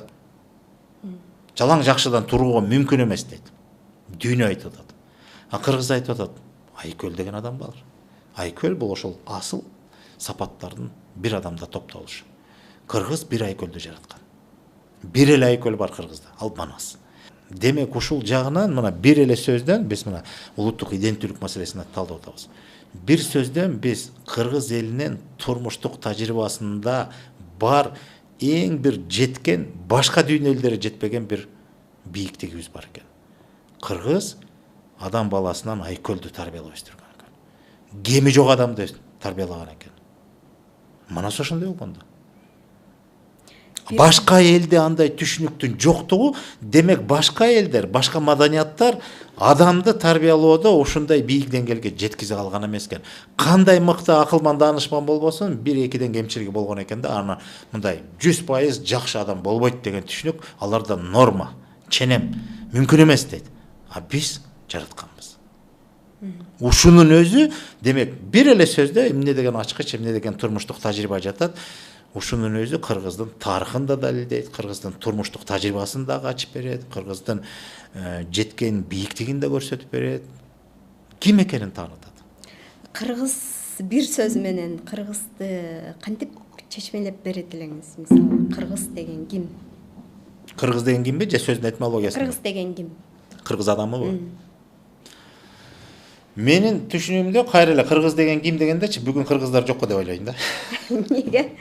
Бүгүн биз улуу элдин атын алып жүргөн, ошол улуу элдин урпагыбыз, бирок ошол улуулукту жоготкон урпактарбыз. түшүндүрүп берейин. Манаста бир сөз бар. Биринчиден этимологиясына келели. Этимологияны окумуштуулар мынтип айтып атат. 49, 49, 45, 40 деп ар кандай бир илимий негизде, тарыхый булактарга таянган, кайсы бир деңгээлде бир жүйөсү бар. Ушундай бир пикирлер жаралып атат да, бир нече вариант бар. Мен билгени 8 болуш керек. 8 илимий вариант бар. Кыргыз деген этнонимдин чечмелеши. Ошол этноним өзү ошол мүнөздү ачыктайт да, ким экен, кандай эл экен. Анан ошонун баарын угуп туруп мен таң калам да, мен окумуштуу эмесмин анчалык деңгээлде этноним, баягы этнонимди талдап же болбосо этимологиясын талдап анын тереңинен ачып турам. Бирок мен жөнөкөй эле бир байкоо жүргүзөм да, Манаста бир жакшы сөз бар. Кырылган сайын кычаган, түгөнгөн сайын түтөгөн, өлгөн сайын өөрчүгөн кыргыз дейт. Ушул кыргыздын өлбөстүк касиети дейт. Кыргызды канчалык бирөө сырттан келип аны кырып жоём деген сайын кыргыз ошончолук кычайт. Кыргызды өлтүргөн сайын биз өөрчүйбүз улам. Түгөнгөн сайын түтөп булап кайра көбөйүп от болуп күйөбүз да. Мына ошону жөнөкөйлөтүп айтканда. Ошол касиет мен таң калганым. Бул жөн эле Манаста айтылган сөз эмес. Бул бүгүнкү турмушта да ошол көрүнөт. Баягы жөнөкөй эле эске алып өтөйүнчү. 13-жылдагы революция. Башкасын айтпай эле коеюн, бирок 13-жылдагысы бул мындай ачык ошону чечмеледи да. Снайперлер бирден терип чекеге атып, кыргыз балдарын ошол жерден өлтүрүп атты. Борбордук аянтта. Башка элде ушундай көрүнүш болсо, эмне болот эле аягы? Бирөөнүн өлүмүн көргөндө жандагысы качат эле да. Мындай логикалык нерсе. А биздикилер ошону көргөн сайын кайра күчөп атат. Кайра күчөп атат ошону. Чекесин антып атса, кайра атырылып алдыга сурулуп атат. Ошол жердеги мен деле аралашып жүрдүм, мен алдыда болсом да ошол айланасында жүрдүк да. Анан ошондо биз деле көрүп аттык да, улам атып, улам бирөө канчалап баягы жерге кулап жаткан сайын ошончолук күчтүү атты да. Атпай койсо турат эле да. Аткан сайын күчөп аттык да. Бул бир. Экинчи, пандемия эмне болду? Баары корголоп жака бияка жатса, кыргыз жаштары кайра тирилип чыгып атты. Кайра жардам берип атты. Баягы бир жаш кыз бар эле го, медакадемияда иштеген студент кыз. Мен кантип ошо Гиппократка ант берип коюп, мен кантип тыныч жатам деп чуркап жүрдүм. Мына ошондойлор толо болду Кыргызда. Акыркы жылдары Баткенде окуя эмне болду? Те жакта кан төгүлүп атышып атса, биякта кыргыз мисалы Баткенде болсо, көлдүн түбүнөн бери келип атат. Ат башыдан келип атат, таластан келип атат, барып атат ошо жака. Өмүрү Баткенге барып көрбөгөн, ошол жерде согуштун себеби менен барып калып атат ушу. Жеринди коргойн деп. Бул ушундай бир касиет бар да Кыргызда. Мен айтып эле жүрөм. Кыргыз деген сөздү жанагы сөздүн чечмеленишин 40 уус, 40 кез, 40 кыз деп бөлүп отурбай эле сөз өзү айтылып атат кыргыз деп. Өзү сөздүн мааниси өзү түз мааниде. Кыргыз кырууга мүмкүн эмес. Бул мисалы Жеңгис деген сөз бар го. Мисалы Чыңгызханды биз Чыңгызхан деп атпайбызбы? Ал элдин берген аты Чыңгыз эмес. Ал өзү Тимужин болгону менен, бирок эл берген аты ал Жеңгизхан. Аны эч ким жеңе албайт. Жеңүүгө мүмкүн эмес, ал Жеңгис деген сөз. Кыргыз деген буларды кырып бүтө албайсың. Кыргыз булар. Эмне кылсаң да кырылбайт булар. Бул кыргыз дейт. Өлбөстүк касиетибиз бар. Мен ушундай түшүнөм. Кыргыз ким? Кыргыз адамы ким дегенде мен айтайын сизге. Менин түшүнүгүмдө. Расмий тарыхта тастыкталган боюнча 3000 жылдан бери биз улут эл болуп жашап келатабыз. Манаста айтылгандай кыргыз болгону, кыргыз атка конгону деп биз этнонимге ээ болгон эл катары кем дегенде 3000 жылдан бери жашап келатабыз. 3000 жыл аралыкта эмне деген цивилизация, мамлекеттер, империялар жок болуп, кумга суу сиңгенде из жок калды. Тукум курут болгону канча? А биз келатабыз дагы эле. Эмне деген доор цивилизацияларда, эмне деген империялар менен алышып, аларга багынып да, аларды багынтып да жашап келдик. Үзүлдүк, чачылдык, эмне болгон жокпуз. Бирок кайра келатабыз. Бүгүн мамлекеттин ээси болуп келатабыз. 7 миллион кыргыз мамлекетибиз бар. Капталыбызда 28 миллион уйгур эли мамлекет кура албай атат. Күрттер бар 50-60 миллион. Мамлекет кура албай келатат. Эмне деген элдер бар, мамлекети жок. 7 миллион алардын катарында ал бир айыл эле да. Мамлекет несі болот? Болгондо да кандай мамлекет? 5-тин төрүндө болгон. Кыргызстанда жер бар экен, башка жерде. Бар чыгар, бирок чөл эмес. Жөн эле бир такыр жер эмес. Жөн эле бир талаа эмес, суусу жок. Мен жөн эле мындай салыштырып айтатам да. Каласаң суу, каласаң токой, каласаң тоо, каласаң мөңгү, каласаң көл, каласаң жер жемиштин түрү. Эмне гана жок бизде. Кааласаң кийик жан жаныбарлардын түрлөрү бар. Элде жок барстан баштап баары бар бизде. Ушундай жерде анан мекендеп мамлекет кылып, куруп, бүгүнкү чейин жеткен кыргыз бул ошол өлбөстүк касиети бар деген сөз. Бирок бүгүнкү кыргыз биз кыргыз эмеспиз. Эмне үчүн? Өлүп атабыз. Кечирип койгула, мен мындай мааниде айтып атам да, биз ошол Кыргыздын башаттан бери келе аткан ошол нарктуулугубузду, касиетибизди, ошол манасыбызда баш болгон улуттук баалуулуктарыбызды бүгүнкү күндө ордуна келтирсек, анда кыргыз болобуз. Азыр келтирүүнүн амалындабыз. Башатында эмес, ошол ишти кайра жандандырып атабыз деп коелучу.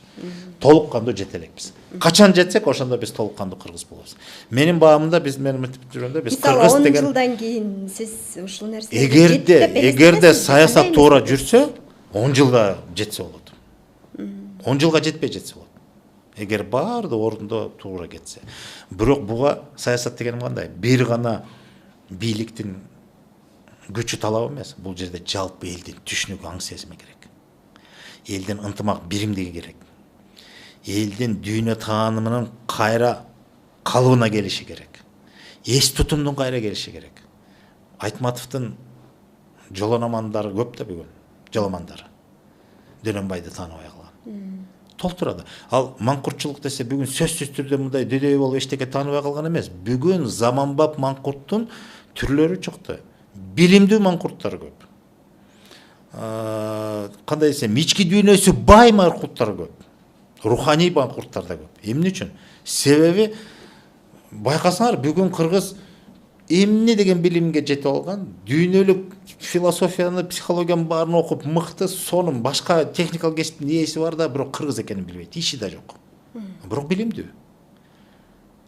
Мүмкүн космополит, мүмкүн дагы ким болбосун, бирок билимдүү, бирок маңкурт. Экинчилери бар, жан дүйнөсү бай, Кудайды тааныйт, тим эле баарын жасайт, диндин бир нечесинен башынан арлап өткөн, бирөөнү карманбай билем, жөнөкөлөтүп айтып атам. Укмуш, дүйнөсү бай, жан дүйнөсү. Бирок кыргыз менен иши жок. Бул эле маңкурт да. Эс тутум. Кимсиң, кайдан келдиң, кандай болуп келдиң? Кандай элең, бүгүн кимде болдуң? Эртең кандай болосуң деген суроого түшөлүш керек да. Мына ушуга келгенде кыргыз деген ошондой болуш керек. Башатын унутпаган, өзүнүн оңгу жолун улаган. Мына оңгу жол доктринасы мына ушуга негизделген. Ошол өзүбүздүн улуттук иденттүүлүгүбүздөн баштап, ошол кыргыз атыбызга затыбыз келишкен эл бололук. Жөн эле эл эмес, ынтымактуу, биримдиктүү эл бололу, бирдиктүү эл бололу. Анан күчтүү, кубаттуу мамлекет куруп жашайлы деген сөз. Жакшы агай. Жакшы маек болду окшойт. Мен акыркы суроомду узатайын, ошону менен подкастыбызды жыйынтыктайлы. Агай, негизи ушу сизде азыркы жаштарга, жалпы эле бир кеңеш берүү мүмкүнчүлүгү болсо, кандай кеңеш берет элеңиз? Эмне жаатында? Ошол эле оңгу жол, ошол эле маданият. Жалпы эле менин кеңешим, мисалы, азыркы замандын, доордун, азыркы эмес, негизи эле жашоонун маңызында жашоонун өнүгүүсүн камсыз кылчу бир негиз бар. Ал билим. Мен берер кеңешим билим алыш керек. Билимдүү болуш керек. Замандын талабы эмне болсо, ошол талапка жооп бере турган билимдин ээси болуш керек. Талаптар өзгөрүлө берет, бирок жашоонун маңызы эч качан өзгөрбөйт. Жашоонун маңызы эмне сиз үчүн? Жашоонун маңызы өнүгүш керек, өсүш керек. Мисалы, билимдүүгө дүйнө жарык деп койгон кыргыз. Билеги күчтүү бирди жыгат, билими күчтүү миңди жыгат деген. 1000 жыл илгери кут билимди жазган Жусуп Баласагын билимге басым кылып атат. Бирди билген тирик дейт. Бирди эле билгени адам тирлигин жүргүзүп кете алат. Өлбөйт деген сөз да. Бирди билген тирик. Миңди билген билик деп атат. Чырактын билигин жогорулаткан сайын жарык кеңейет да көп жерге жол багыт көрүнөт. Билими бар адам гана жашоону өркүндөтө алат. Билими бар гана адам багыт таап алат. Билими бар гана адам элди ичтет, элдин жыргалчылык жашоосун камсыздай алат. Билим болуш керек. Бирок билимди ылгай билиш керек. Билим эле дей бербестен, экинчисин да кошо айтып кетейин, кыргызда мындай сөз бар. Билимдин баары акыл болбойт. Бүгүнкү күндө маалыматтык согуштун доорунда биз бузуку билимге алдырып атабыз. Адамдын аң сезим буза турган, мамилени буза турган, жашоонун бир тууралыгын буза турган билимдер көп. Билим деген бул билбеген нерсени билдирүү да. Ыгын жолун көрсөтүү. Бүгүн бизде интернет желесинен, телевидениядан эмнени үйрөнүп атат балдар. Тоногонду, уурдаганды, алдаганды, качып кеткенди, урганды, өлтүргөндү жана башканы. Бул да баары билим, кадимкиде билим. Мына ошон үчүн билимди ылгаш керек. Ылгаш керек. Акыл болчу, пайда болчу. Жолду көрсөтө турган, элди өстүрө турган билимди. Жакшы агай, убактыңызды бөлүп келип бергениңизге дагы бир жолу ыраазычылык билдирем. Ушуну менен биз маегибизди жыйынтыктайлы. Бүгүн биздин көчөдө подкастыбызда конокто мамлекеттик тил комиссиясынын жетекчиси Мелис Мураталиев болду. Эфирде мен Кымбат Турдубекова алып бардым. Кайрадан амандашканча саламатта туруңуздар.